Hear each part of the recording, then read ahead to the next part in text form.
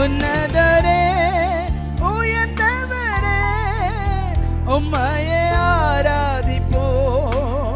உன்னதரே உயர்ந்தவரே உம்மையே.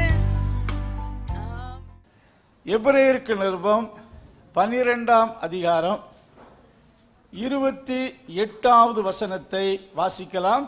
ஆதலால் அசைவில்லாத ராஜ்யத்தை பெறுகிறவர்களாகிய நாம் பயத்தோடும் பக்தியோடும் தேவனுக்கு பிரியமாய் ஆராதனை செய்யும்படி கிருபையை பற்றிக் கொள்ள கடவோம்.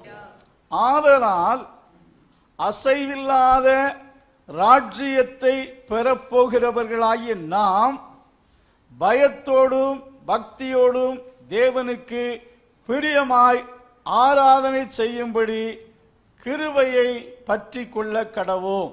இந்த வசனத்தில் ஒரு 4 பாட்டு இருக்கிறது. முதலாவது ஆதலால் என்ற ஒரு வார்த்தையை தியானிப்போம். இரண்டாவது நாம், நமக்கு என்று சொல்லும் போது நாம செய்ய வேண்டிய கடமை இருக்கு. நம்மை குறித்து அசைவில்லாத ராஜ்யத்தை பெறப்போகிறவர்களாகிய நாம். மூன்றாவது சொல்லப்பட்டிருக்கிறது தேவனுக்கு பிரியமாக ஆராதனை செய்யும்படி கிருபையை பற்றி கொள்ளணும். தேவனுக்கு பிரியமாக ஆராதனை செய்ய வேண்டும். ஆதலால் என்ற வார்த்தை ஒரு கன்ஜெக்டிவ் வேர்ட், ஒரு இணைக்கும் வார்த்தை. அதற்கு முந்தின பகுதியில் சொல்லப்பட்டிருக்கிறது நாம் காண்கிற யாவும் அசையும், யாவும் மாறிப்போகும், யாவும் ஒளிந்து போகும். ஆதலால் என்று வசனத்திலே வாசிக்கிறோம். All things in the world are shakable or unstable. இந்த உலகத்திலே நாம காண்கிற எல்லாமே ஒளிந்து போகக்கூடியவைகள், மாறி போகக்கூடியவைகள். இயேசு சொன்னார் வானமும் பூமியும் என்ன செய்யும்? ஒளிந்து போகும், என் வார்த்தைகளோ ஒரு காலும் என்ன செய்யாது? ஒளிந்து போகாது. ஒரு மனிதன் 60-70 வருஷம் நல்ல பராக்கிரமாய் வாழ்கிறான், வளர்ந்து பெரிய பதவிகளையும் மேன்மை அடைகிறான். ஒரு காலங்கள் வரும்போது he will pass away from this earth, இந்த பூமியை விட்டு என்ன செய்வான்? கடந்து போவது போல எல்லோரும் ஸ்தோத்திரம் ஒரு கால வளர்ச்சிக்கு பின்படி கடந்து செல்வது போல எல்லாமே ஒளிந்து போவான், ஒளிந்து போகக்கூடிய ஒன்று என்று வாசிக்கிறோம். வானமும் பூமியும் அதை குறித்து சொல்லும்போது they are eternal, அது நித்தியமானது. ஒளிந்து போகும் என்ற வார்த்தையினுடைய அர்த்தம் என்னவென்று சொன்னால் they shall be changed அல்லது renovated, ஒரு புதிய மாற்றத்தை அடையும். ஸ்தோத்திரம். வசனத்தில் வாசிக்கையில் 2 பேதுருவுக்கு நிருபம் 3ஆம் அதிகாரத்திலே இப்பொழுது இருக்கிற வானமும் பூமியும் அந்த வார்த்தையினாலே அக்கினிக்கு இரையாக என்ன செய்யப்பட்டிருக்கிறான்? வைக்கப்பட்டிருக்கிறது. They are reserved unto fire, they shall be renovated by fire என்று சொல்லப்பட்டிருக்கிறது. எப்படியும் ஒரு காலத்தில் இந்த பூமி அழிய போகுது. ஒரு காலத்தில் சோதோம் குமரா என்ற பட்டணம் பெரிய பிரபலமாக இருந்துச்சு. ஸ்தோத்திரம். ஆனால் ஒரு நாளிலே அது என்ன செய்து? கவிழ்த்து போடப்பட்டது என்று சொல்லப்பட்டிருக்கிறது.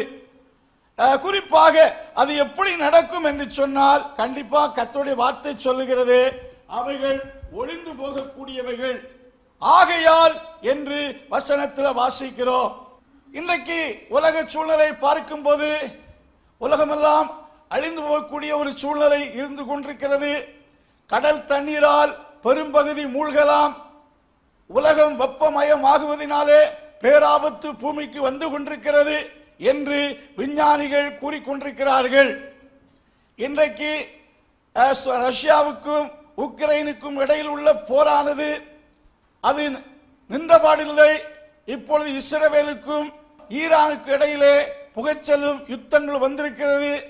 சமீப 2 நாட்களாக அமெரிக்க தேசத்துக்கு மேலாக 2 பலூன், ராட்சத பலூன் பறக்க விட்டு சீனா வேவு பார்க்கிறது என்று சொல்லி அங்கே ஒரு புகைச்சல், யுத்தத்துக்கான ஒரு புகைச்சல் உருவாகிறது. எப்படியோ ஸ்தோத்திரம், பூமி அழியும் ஒரு தருவாயில் இருக்கிறது. கடல் சீற்றத்தினாலோ பேரழிவு ஏதோ ஒரு விதத்தில் அழியக்கூடிய ஒரு நிலை இருக்கிறது. நான் சிறுவனாக இருக்கும்போது ஒரு கருத்தை படித்தேன். இப்பொழுது இருக்கக்கூடிய தேசத்து அதாவது இப்பொழுது உள்ள நாடுகளில் இருக்கக்கூடிய ஆட்டோமிக் பாம்ஸ் என்று சொல்லக்கூடியவைகளை பயன்படுத்தினால் இது போன்ற 50 பூமிகளை சில மணி நேரத்துக்குள் என்ன செய்ய முடியுமா சொல்லுங்க, அழிக்க முடியும் என்று சொன்ன ஒரு கருத்தை நான் சிறுவனாக இருக்கும் போதே படித்தேன். 2ஆம் உலக யுத்தத்திலே அமெரிக்க தேசமானது ஜப்பானில் உள்ள ஹீரோஷிமா நாகசாகி என்று சொல்லக்கூடிய இடத்திலே 2 பாம் ஸ்தோத்திரம் போட்டார்கள். இதன் பலனாக கிட்டத்தட்ட அருமையான ஆகஸ்ட் மாதம் 6ஆம் தேதி காலை 8:15 மணிக்கு அந்த முதல் பாம் போடப்பட்டது. இந்த போடப்பட்டதின் பலனாக 2 பாம்ஸ்ல கிட்டத்தட்ட 2,20,000க்கு மேற்பட்ட மக்கள் மரித்து போனார்கள். அதனுடைய விளைவு இன்றைக்கும் அந்த பகுதியில் பிறக்கிற குழந்தைகள் ஊனமானவர்களாகவும் பல அதனுடைய விளைவை இன்றைக்கும் அந்த பகுதியானது சந்தித்துக் கொண்டிருக்கிறது. 2 பாம். ஆனா இன்றைக்கு 9 நாடுகளுக்கு மேற்பட்ட நாடுகளில் கண்டம் விட்டு கண்டம் பாயும் பாம்ஸ்கள் வைத்திருக்கிறார்கள். இன்றைக்கு அதுபோல அந்த அதைவிட எஃபெக்டிவான பாம்ஸ்களை ஒவ்வொரு நாடுகளும் பத்திரப்படுத்தி வைத்திருக்கிறார்கள். இதுக்காக விளையாடுவதற்காக அல்ல. கண்டிப்பாக ஒரு நாள் அதை என்ன செய்யலாம், அப்படி வெடிக்கலாம். இன்றைக்கு நாடுகள் வசம், உலக நாடுகளின் வசம் அதுபோல. அதாவது 2 பாம்ஸ்னால அந்த 2 பெரிய பட்டணமே அழிந்து போனது.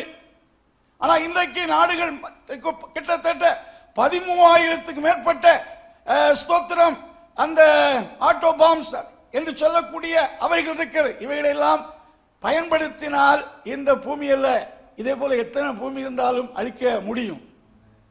அது மட்டுமல்ல, இன்றைக்கு வினோதமாக நைட்ரஜன் பாம்ஸ் என்று சொல்லக்கூடியவற்றை நாசா அப்படிப்பட்ட பாம்ஸ்களை கண்டுபிடித்து வைத்திருக்கிறார்கள். இதை பிரயோகித்தால் ஸ்தோத்திரம் ஒரு இடத்தை அந்த குண்டை பயன்படுத்தி விட்டால் மக்கள் மூச்சு திணறி மரித்து போவார்கள். இப்படிப்பட்ட அழிவுக்குரிய நிறைய சம்பவங்கள் நாடுகள் வசம் இருக்கிறது.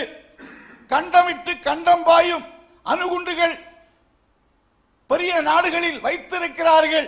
இவைகளெல்லாம் பயன்படுத்தினால் நிச்சயமாய் பூமி அழியக்கூடும். நாம் அழிந்து போகக்கூடிய ஒரு உலகத்தில் இருக்கிறோம் என்பதை நாம மறுக்க முடியாது. ஏற்கனவே ஸ்தோத்திரம் அருமையான தேவனுடைய பிள்ளைகளே, நமக்கு நிலையான நகரம் இந்த பூமியில் இல்லை. அந்த வசனத்தை கூட வாசிங்க. 13-14 வாசிங்கள்.